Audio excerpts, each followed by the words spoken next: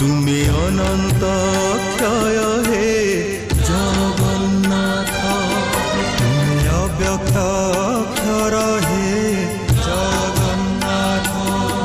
নিজ ইচ্ছারু সৃজিল হে জগত, আদি নাহি যে তুমার নাহি অন্ত।